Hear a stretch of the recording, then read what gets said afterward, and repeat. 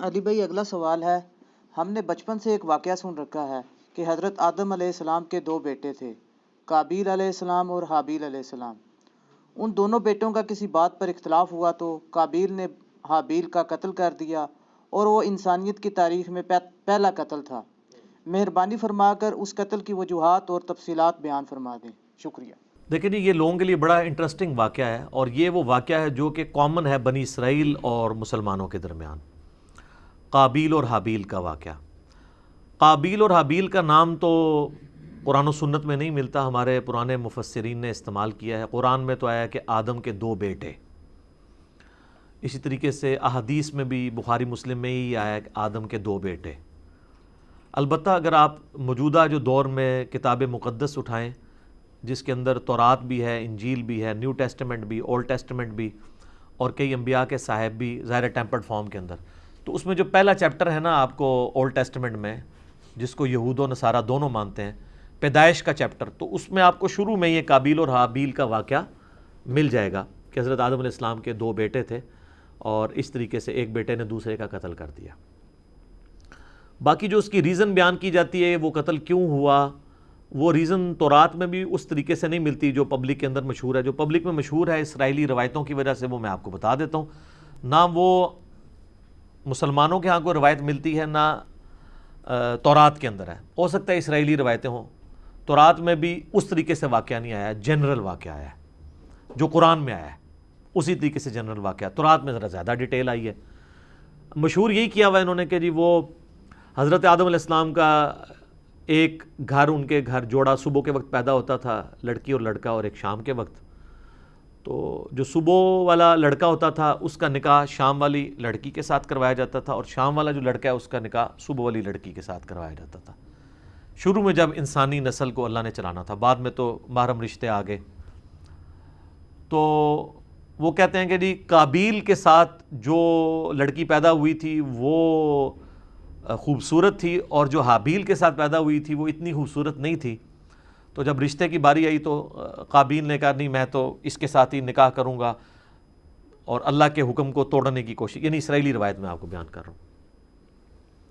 اس کے اوپر پھر ان کے درمیان ٹھن گئی، اور اس کے بعد جو کچھ ہے نا وہ قرآن میں بھی ہے، تورات کے اندر بھی ہے، کہ دونوں نے اللہ کے حضور اپنی نظر پیش کی۔ یہ آپ کو پورا واقعہ جو ہے نا سورۃ المائدہ کے اندر آیت نمبر 27 سے لے کر 32 تک مل جائے گا، وہ آپ پڑھ لیجئے گا۔ سورۃ المائدہ آیت نمبر 27 سے لے کر 32 تک۔ تو تورات میں یہ ملتا ہے کہ جو قابیل تھے وہ کھیتی باڑی کرتے تھے زمین میں، اور حابیل جو ہے وہ بھیڑ بکریاں چڑھایا کرتے تھے۔ تو دونوں نے کہا ٹھیک ہے، ہم اللہ کے حضور قربانی پیش کریں گے، جس کی قربانی قبول ہو گئی نا اس کا موقف صحیح ہوگا۔ تو جو کسان تھا ظاہر ہے اس نے اپنی کھیتی پیش کرنی تھی، اس نے وہ اللہ کے سامنے پیش کی، اور حابیل جو تھا اس نے جو بھیڑ بکریاں یا کوئی مینڈا جو پالا تھا وہ دے دیا۔ وہ کہتے ہیں جی وہی مینڈا تھا جو اللہ نے اٹھا کے رکھ لیا، اور بعد میں حضرت ابراہیم علیہ السلام کے لیے وہ جو حضرت اسحاق کے لیے نازل ہوا بقول ان کے، اور ہمارے نزدیک حضرت اسماعیل کے لیے وہی مینڈا اتارا گیا تھا۔ تو سورہ آل عمران میں بھی آتا ہے کہ اگلے زمانوں میں بنی اسرائیل میں یہی ہوتا تھا کہ اللہ تعالیٰ قربانی اس طرح قبول کرتا تھا کہ آسمان سے ایک بجلی گرتی تھی، آگ کھا جاتی تھی۔ جس کو آگ کھا جائے یہ قبولیت کی دلیل، یہ سورہ آل عمران میں ملتا ہے۔ ایون مال غنیمت وہ جنگوں میں جو لوٹتے تھے نا وہ لا کے رکھتے تھے، آگ آگے ختم کر دیتی تھی۔ اس لیے بخاری مسلم میں آیا نا کہ اللہ نے میرے لیے جو ہے وہ مال غنیمت حلال کر دیا جو اگلوں کے لیے نہیں تھا۔ اس امت میں آپ خود بھی یوز کر سکتے ہیں وہ مال غنیمت۔ تو وہ آسمان سے آگ آئی تو اس مینڈے کو اٹھا کے لے گئی، اور کھیتی کو کچھ نہیں کیا۔ تو یہ اس بات کا ثبوت تھا کہ قابیل کی قربانی قبول نہیں ہوئی کھیتی والے کی، اور حابیل کی قبول ہو گئی ہے۔ تو اب تو اتنی بڑی دلیل دیکھنے کے بعد، لیکن آپ کو پتہ ہے دل بے ایمان تے حجتاں ٹھیر، جب دل میں بے ایمانی ہو تو پھر کئی ایک حجتیں۔ تو قرآن یہ بتاتا ہے کہ اے نبی علیہ السلام ان الفاظ کے ساتھ، ان کے سامنے میں چلیں وہ موٹے موٹے آپ کو عربی کے بغیر ہی نا ڈائریکٹ ترجمہ کر دیتا ہوں تاکہ ہمارا ٹائم بچ جائے، کہ جو اللہ تعالیٰ نے الفاظ استعمال کیے ہیں اس واقعے کے اعتبار سے۔ ہاں جی، اعوذ باللہ من الشیطان الرجیم، بسم اللہ الرحمن الرحیم۔ وَاتْلُ عَلَيْهِمْ نَبَأَ ابْنَيْ آدَمَ بِالْحَقِّ، اے نبی علیہ السلام ان سے بیان کرو آدم کے دو بیٹوں کا واقعہ حق کے ساتھ۔ آگے میں اس کا صرف ترجمہ پیش کرتا ہوں۔ جب دونوں نے قربانی پیش کی اللہ کے حضور، اللہ نے ایک کی قبول کر دی، دوسرے کو کی قبول نہیں کی، تو وہ غصے میں آ کے اس نے کہا میں تمہیں قتل کروں گا۔ تو اس نے کہا کہ اللہ تعالیٰ صرف پرہیزگاروں سے ہی قربانی قبول کرتا ہے، اور اگر تو نے مجھے قتل کرنے کے لیے ہاتھ بڑھایا تو میں اپنا ہاتھ تجھے قتل کرنے کے لیے نہیں بڑھاؤں گا، کیونکہ میں اللہ سے ڈرتا ہوں جو تمام جہانوں کا پالنے والا ہے۔ میں چاہتا ہوں کہ تو اپنے گناہ کا بوجھ بھی اٹھا اور میرا بوجھ، یعنی مجھے قتل کرنے کا بوجھ بھی تیرے اوپر پڑ جائے، اور تو دوزخیوں میں سے ہو جائے، اور یہی ظالموں کی سزا ہے۔ یعنی تو ایسا ظالم ہے کہ تو نے اللہ کی بات نہیں مانی، تو میں تو چاہتا ہوں کہ تیرے ساتھ یہی ہو۔ تو اللہ تعالیٰ فرماتا ہے کہ اس کے نفس نے اسے ابھارا کہ اپنے بھائی کو قتل کر دے، پھر اس کے بعد وہ پھر خسارہ پانے والوں میں سے ہو گیا۔ پھر اس کو یہ پتہ نہیں چل رہا تھا کہ میں لاش کیسے سنبھالوں، کیونکہ اس کے پیچھے یہ انسانیت کا پہلا قتل تھا۔ بخاری مسلم میں حدیث ہے جب بھی کسی کو ظلماً قتل کیا جاتا ہے نا، تو آدم کے اس بیٹے پہ بھی اس کا وبال پڑتا ہے، کیونکہ اس نے وہ بات شروع کی تھی۔ جو بدعت شروع کرے گا اس کے اوپر بھی وبال ہوگا، اور اس کے اپنے وبال میں بھی کمی نہیں آئے گی جس نے یہ کام کیا۔ تو اللہ تعالیٰ نے ایک کوے کو بھیجا، اس نے زمین کو ریدی تو اسے پتہ چل گیا، اور وہ یعنی اسرائیلی روایتوں میں ملتا ہے کہ کوئی کوا تھا وہ مرا پڑا تھا، تو دوسرے کوے نے اس کے لیے زمین کھودی اور اس کو اس میں پھینک دیا، تو اس سے ان کو آئیڈیا آیا کہ میں اپنے بھائی کی لاش کو دفنا دوں۔ اس سے پہلے تو پریسیڈنٹ کوئی نہیں تھا۔ تو جو لوگ احادیث میں آئے ہوئے واقعات کا مذاق اڑاتے ہیں تو ہم ان سے کہتے ہیں قرآن میں تو آج تک ہم نے فزیکلی ایکسپیرینس میں تو کبھی کوے کو دوسرے کوے کو دفناتے ہوئے نہیں دیکھا۔ یہی واقعہ اگر بخاری مسلم میں ہوتا ہے انہوں نے مذاق اڑانا تھا، تو وہ کہیں گے نہیں یہ اسپیشل کیس تھا، اللہ نے سکھانے کے لیے کیا تو اللہ کر سکتا ہے، معجزہ ہے۔ تو پھر اس طرح کے جو واقعات بخاری مسلم میں آتے ہیں وہ بھی معجزات کے طور پہ ہوتے ہیں، ان کا مذاق نہیں اڑانا چاہیے۔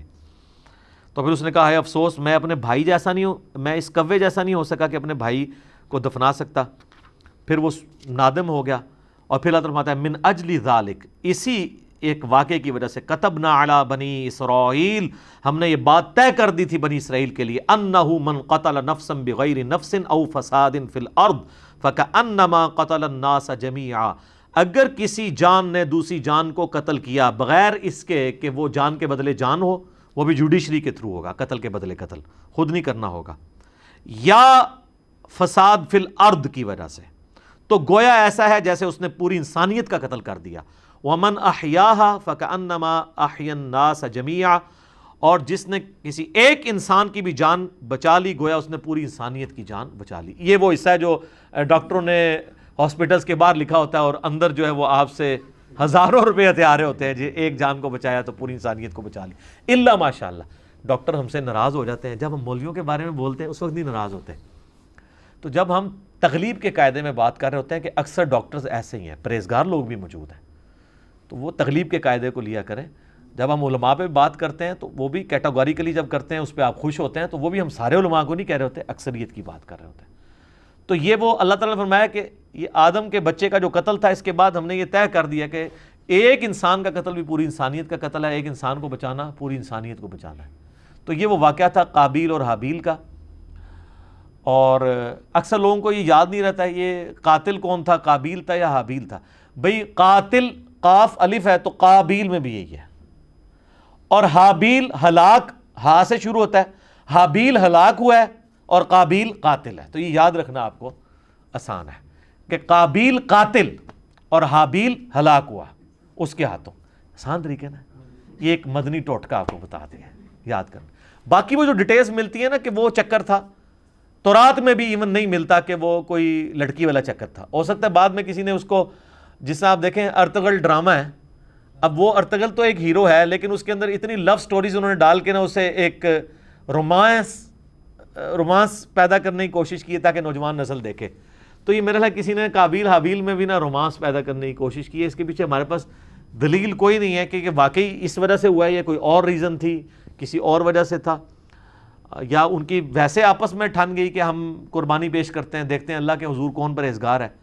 کیونکہ اگر یہ واقعہ اس طریقے سے ہوتا تو یہ تو بہت بڑا واقعہ تھا، قرآن میں اس طریقے سے اس کو رپورٹ ہونا چاہیے تھا، اور قرآن میں اگر نہیں ہوا تو تورات میں نہیں۔ میں نے اسپیشلی یعنی تورات اس حوالے سے کئی دفعہ دیکھی ہے، تو اچھا اس میں آپ کو لفظ قابیل نہیں ملے گا، قائن ملے گا، اور حابیل حابیل ہی ملے گا.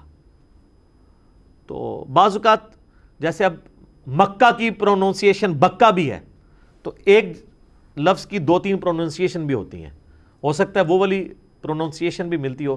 لیکن تورات کے اندر شروع میں چیپٹر ہے پیدائش, اس کے بھی تورات کھولتے ہی 3-4 صفحے پہ آپ کو یہ واقعہ ملے گا, اس میں بھی صرف قربانی کا ذکر ہے کہ دونوں نے کہا ہم قربانی کرتے ہیں تو دیکھتے ہیں کس کی قبول ہو. کوئی لڑکی لڑکے والا چکر ہی کوئی نہیں اس کے اندر موجود.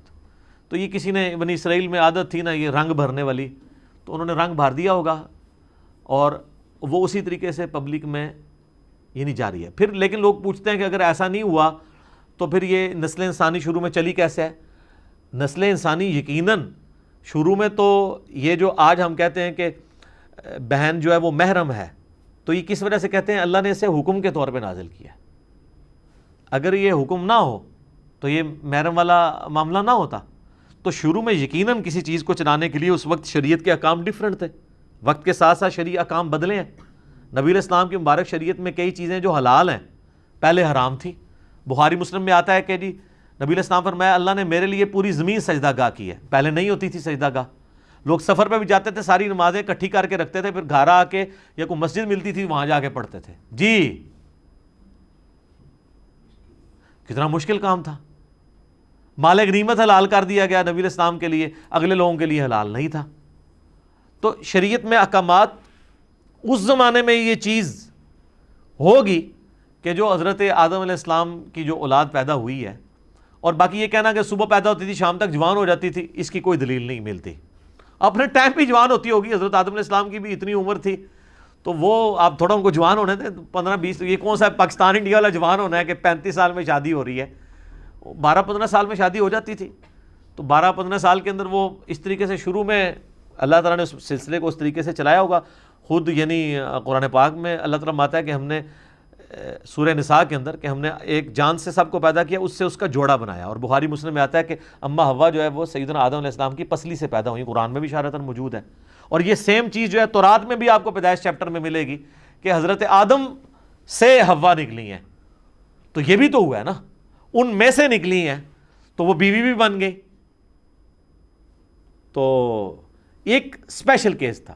یہ اکثر لوگ پوچھتے ہیں نہیں شروع جو کام کس طرح چلیا سی, وہ پائی کیویں بھی چلیا سی, تسی دیکھو ہن کام کیں چلانا ہے, اسے چل گیا.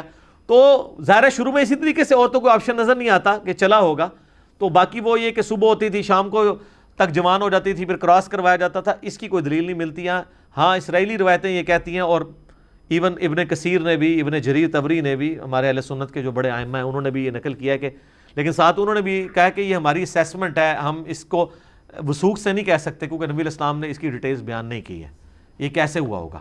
الٹیمیٹلی یہ ایک بندے نے دوسرے کا قتل کر دیا, اس کے اگینسٹ اللہ نے یہ قانون نازل کر دیا کہ ایک انسان کا قتل پوری انسانیت کا قتل ہے, ایک مسلمان نہیں انسان, اور ایک انسان کی جان بچانا پوری انسانیت کی جان بچانا ہے. اصل میں یہ ہے میسج آدم کے 2 بچوں کے قتل میں, جو میسج ہے وہ یہ ہے کہ قتل نہ حق اللہ کو ناپسند ہے. بخاری اور مسلم دونوں میں حدیث ہے قیامت والے دن سب سے پہلے قتل کے مقدمے کا فیصلہ ہوگا. ابو داؤد ترمذی میں حدیث ہے نبی علیہ السلام نے فرمایا قیامت والے دن مقتول اپنے قاتل کو پیشانی کے بالوں سے گھسیٹتا ہوا اس حال میں کہ اس کی رگوں سے خون بہہ رہا ہوگا, اللہ کے عرش کے پاس پہنچ جائے گا اور کہے گا اللہ مجھے انصاف دلا, اس نے مجھے دنیا میں قتل کیوں کیا تھا. اور سنن نسائی میں آگے اس صحابی کے الفاظ ہیں, اے حکمرانوں قتل پہ معاونت نہ کرو کسی کی, قتل نہ حق اتنی بڑی چیز ہے. اور قتل حق بھی جوڈیشری نے کرنا ہے, یہ نہیں ہے کہ میرے باپ کا قاتل میرے سامنے آیا تو میں گولی مار دوں, نہیں, جوڈیشری میں پروف ہوگا, تو نہیں ہوگا تو آخرت میں بدلہ ملے گا. آخرت کا تو بدلہ بہت بڑا ہے, وہ تو آپ سوچ بھی نہیں سکتے. سورہ نساء میں اگر کسی مومن کو کسی نے جان بوجھ کے قتل کیا تو اس کی سزا ہمیشہ کی جہنم ہے جناب, ہمیشہ کی جہنم. ابو داؤد میں حدیث ہے کہ اللہ تعالیٰ یا تو شرک معاف نہیں کرے گا یا کسی مؤمن کا قتل نہ حق معاف نہیں کرے گا. صحیح بخاری میں حدیث ہے کہ جنت کی خوشبو 40 سال سے سونگی جا سکتی ہے, لیکن جس نے کسی ذمی کافر کو بھی قتل کیا جو مسلمان حکومت میں ٹیکس دے کر رہ رہا تھا, ہے کافر تھا, اس کو ناحق قتل کر دیا تو وہ مسلمان بھی جنت کی خوشبو نہیں پائے گا حالانکہ 40 سال سے آ رہی ہوگی. جی اسی لیے قتل کے مقدمے کی پیروی کا بھی کہا گیا ہے. سورہ البقرہ میں ہے وَلَكُمْ فِي الْقِصَاصِ حَيَاتٌ يَا أُولِي الْأَلْبَابِ, اے عقل مندو انسانیت کی زندگی چھپی ہے قصاص لینے میں. باقی جگہ کہا گیا معاف کر دو, قتل کے لیے کہا گیا معاف نہیں کرنا, دیت نہیں لینی, بلڈ منی نہیں لینی. آپشن ضرور ہے لیکن پریفریبل یہ ہے کہ قتل کے بدلے قتل ہو, کیونکہ انسانیت دو چیزوں پہ کھڑی ہے, احترام جان اور احترام مال. اگر یہ نہیں ہوں گے فارغ. جو مولا علی کا قول ہے کہ کوئی بھی معاشرہ بغیر دین کے تو قائم رہ سکتا ہے, بغیر انصاف کے نہیں رہ سکتا. اور انصاف کس لیے آپ کر رہے ہوتے ہیں؟ احترام جان اور احترام مال کے لیے. اور اسے کون سی چیز انشور کرتی ہے؟ جوڈیشری. جامعہ ترمذی میں موقوفاً روایت موجود ہے کہ اے کعبہ تیری خوشبو بڑی اچھی ہے, لیکن اللہ کے حضور ایک مؤمن کی حرمت کعبے سے بھی بڑھ کے ہے. جامعہ ترمذی میں حدیث ہے کوئی شخص پوری دنیا کو تباہ و برباد کر دے, اللہ کے نزدیک یہ چھوٹا گناہ ہے, اور ایک مؤمن کا قتل اس سے بڑا گناہ ہے. جناب یہ بہت بہت سینسٹیو ایشو ہے. اس لیے تو میں ایکسٹرا جوڈیشل کلنگ کے خلاف بھی بولتا ہوں. آپ نہ حب الوطنی کے نام پر, نہ توہین مذہب کے نام کے اوپر قانون کو ہاتھ میں لے کے کسی کو قتل نہیں کر سکتے. ناحق بندہ قتل ہو گیا تو آپ مارے گئے, یہ نہیں ہوگا کہ آپ کی اجتہادی غلطی شمار ہوگی. آپ ہر چیز کو جوڈیشری میں لے کر آئیں گے, اور جوڈیشری میں پروف نہیں ہوتا اور وہ واقعی قاتل تھا, اللہ جانے اس کا معاملہ جانے. آپ نہیں کر سکتے, ورنہ بے گناہ لوگوں کو بھی سزا ملنا شروع ہو جائے گی. لوگ اپنی ذاتی دشمنیاں نبھانے کے لیے بھی ماورائے عدالت قتل, ایکسٹرا جوڈیشل کلنگ کرنی شروع کر دیں گے. تو یہ بہت سینسٹیو ایشو ہے قتل والا. تو یہ حضرت آدم علیہ السلام کے دو بیٹوں کے قتل والا جو واقعہ تھا, اس سے لیسن یہ ملتا ہے. میں اپنی گفتگو کو اس حوالے سے کنکلوڈ کروں گا اسی حدیث پہ جو بخاری اور مسلم دونوں میں ہے کہ نبی علیہ السلام نے فرمایا دنیا میں جب بھی کسی انسان کو ظلماً قتل کیا جاتا ہے تو اس کا گناہ کا بوجھ آدم کے اس بیٹے کے اوپر بھی پڑتا ہے جس نے سب سے پہلے انسانیت میں قتل کیا تھا. اور اس پہ تو پڑتا ہی ہے. اور اس کو سپورٹو وہ بھی حدیث ہے صحیح مسلم کی کہ جس نے اسلام میں اچھا طریقہ جاری کیا, جتنے لوگ عمل کریں گے اس کا ثواب اسے ملے گا, اور ان کے اپنے ثواب میں بھی کمی نہیں آئے گی. اور جس نے اسلام میں برا طریقہ جاری کیا, جتنے لوگ اس کے اوپر عمل کریں گے اس کا وبال بھی اس پہ ہوگا, اور وہ عمل کرنے والوں کے وبال میں بھی کمی نہیں ہوگی. یہ اسلام میں اچھی بدعت اور بری بدعت نہیں ہے, طریقہ. جیسے یہ ہم ویڈیو بنا رہے ہیں یہ طریقہ ہے, احادیث ریٹن فارم میں ائمہ لے کر آئے یہ طریقہ ہے, الیکٹرانک کاؤنٹر یہ طریقہ ہے, جہاز پہ اونٹ کی بجائے جہاز کے اوپر سفر کرنا حج کے لیے اونٹ کی بجائے یہ طریقہ ہے. یہ سب طریقے ہیں, اس سے اصل دین نہیں بدلا. یہ نہیں ہوتا کہ جناب نیچے اس پنکھے کے اور اوپر اس قالین کے, منہ طرف اے سی شریف اور خانہ کعبہ شریف, اللہ اکبر. نہیں, یہ ساری چیزیں طریقے ہیں. دین وہی ہے, نمازیں وہی ہیں, طریقہ کار وہی ہے. باقی جو دین کو سپورٹیو طریقے ہیں نا, وہ جو بھی اسلام میں کرے گا اس کو ثواب ملے گا. تو یہ برا طریقہ اس نے جاری کیا تھا, قیامت تک قابیل کے اوپر اس کا وبال رہے گا. وَلِعَاذُ بِاللَّهِ تعالیٰ. اللہ تعالیٰ ہمیں اس گناہ سے محفوظ فرمائے. آمین ثم آمین.